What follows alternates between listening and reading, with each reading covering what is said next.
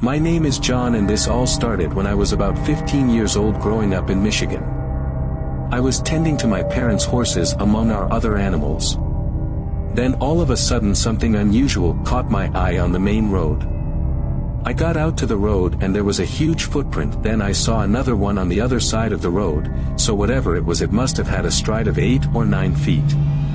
I remember thinking, oh my God, what could it be?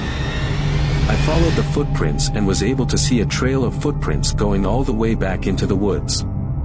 I muster up enough courage to measure the footprints, and there were about 15 in long. I decided not to tell my parents in order not to scare them. However, the following night is when Bigfoot decided to scare me.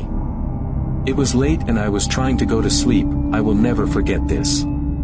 It was a full moon and relatively quiet, yet I kept hearing these weird howls in the distance.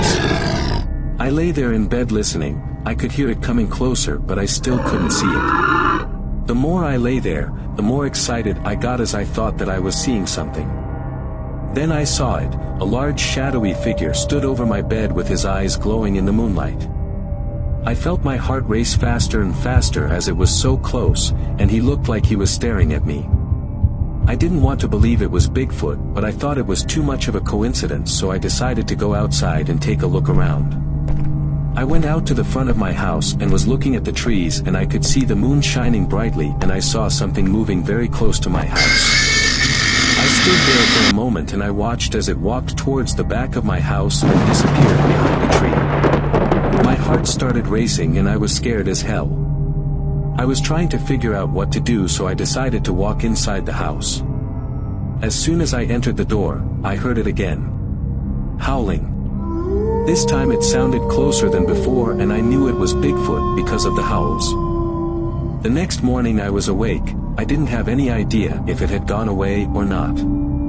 I went to my parents' room and told them what happened. They laughed at me, telling me that it was just the wind in the trees. I decided to go outside and look for the thing.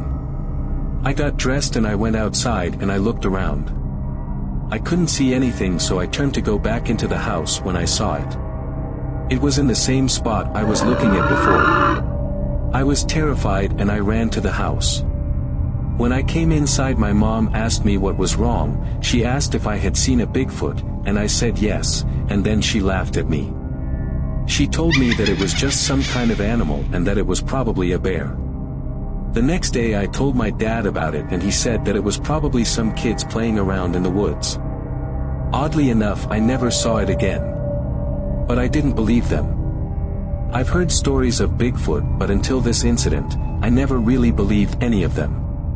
It wasn't until years later, after reading about the Beast of Bray Road, and then finding out that a man named Roger Patterson had actually caught one on film. That changed everything for me, and I knew that Bigfoot was real and he was out there somewhere.